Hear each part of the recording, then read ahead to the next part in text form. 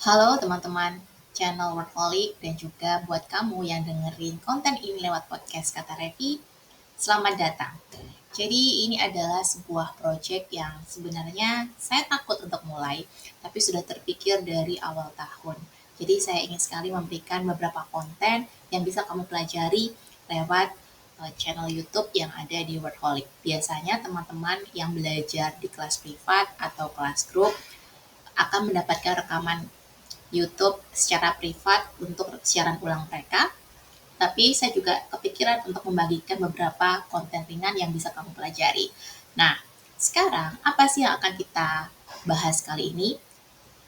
Topik yang akan saya bahas yang juga bisa kamu beri komentar atau juga mungkin kamu bagikan pengalamannya di kolom komentar nanti, yaitu tentang personal branding tanpa viral. Emang bisa?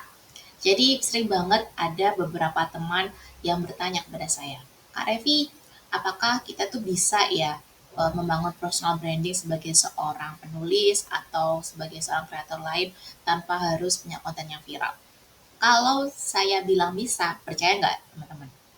Jadi kalau kalian melihat ya di dalam Instagram saya yang Revi Dinar sendiri itu belum sampai 3K, belum sampai 3.000.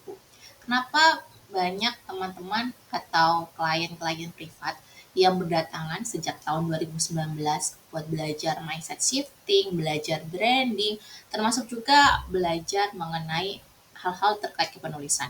Apa sebabnya? Jadi kalau kamu masih mikir bahwa followers itu datang atau klien itu datang dan brandingmu bagus karena viral, itu nggak sepenuhnya benar ya teman-teman. Jadi sebenarnya hal yang paling penting yang kamu miliki adalah value-mu dulu apa, actionmu apa, yang akan kita bahas lebih dalam ya di dalam konten berikut ini. Viral itu memang penting karena dengan viral followers kamu bertambah dan kesempatan untuk membangun branding itu juga semakin kuat.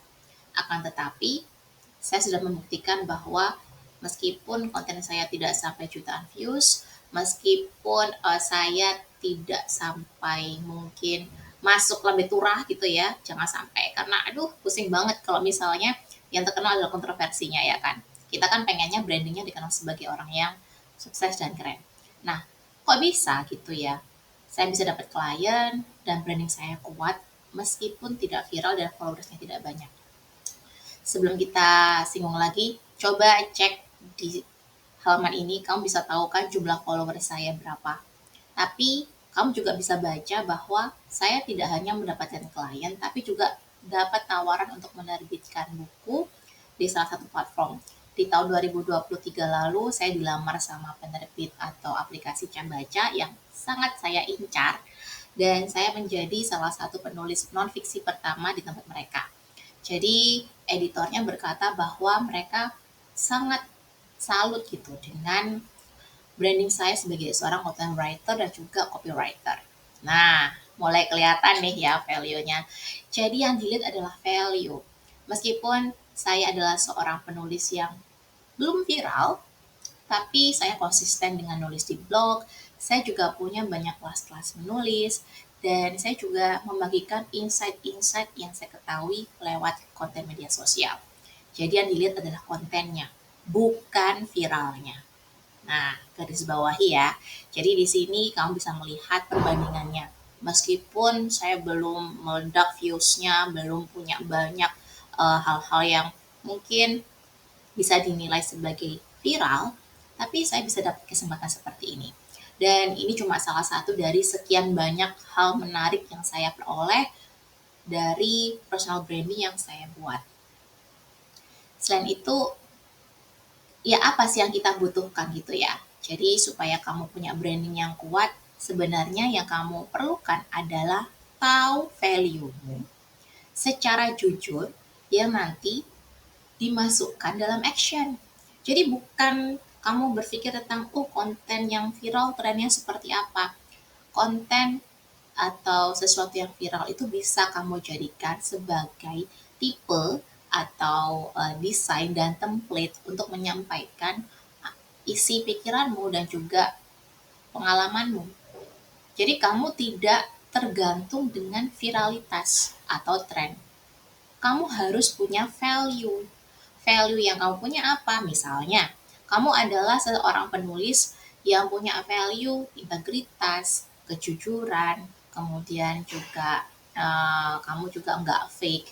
Nah, ini yang kamu bagikan. Actionnya apa? Actionnya kamu membagikan konten yang sifatnya kamu cerita soal keberhasilanmu dan juga kegagalanmu sebagai penulis. Kamu juga bercerita bahwa perjuangan sebagai penulis itu seperti apa. Tips-tips mengatasi writer's block atau juga pengalaman ketika kamu bisa mengatasi burnout. Nah, itu kan pengalaman yang kamu miliki, pengalaman yang kamu rasakan dan sesuai dengan value, yaitu kejujuran. Beda lagi kalau misalnya value-mu itu bukan sesuatu yang terpatri di dalam pribadimu, lalu kamu jadikan sebuah konten yang fake. Contohnya, kita sudah banyak sekali melihat public figure, selebritis, tokoh politik yang seolah-olah di media sosial kelihatannya setia, lalu kaya raya, rajin flexing travel di mana-mana. Ternyata tidak berapa lama kemudian, ya ternyata mereka adalah orang yang berkhianat. Ada juga yang ternyata kekayaan itu cuma berasal dari barang-barang pinjaman alias fake. Jadi value mereka bukan value yang bagus, value mereka bukan integritas, tapi value mereka adalah, aku pengen viral, aku pengen banyak followersnya.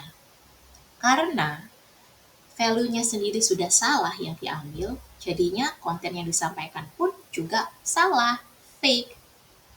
Nah, jadi sekarang kamu udah tahu nih ya kuncinya. Jadi bukan sekedar mikir jenis kontennya bagaimana, tapi value-mu yang bagus itulah, pengalamanmu yang nyata itulah, dan pengetahuan yang kamu kuasai itulah yang menjadi kunci bagusnya personal brandingmu. Semoga dengan penjelasan singkat ini, kamu jadi tahu dan gak cuma mikir gimana caranya bikin kontennya viral.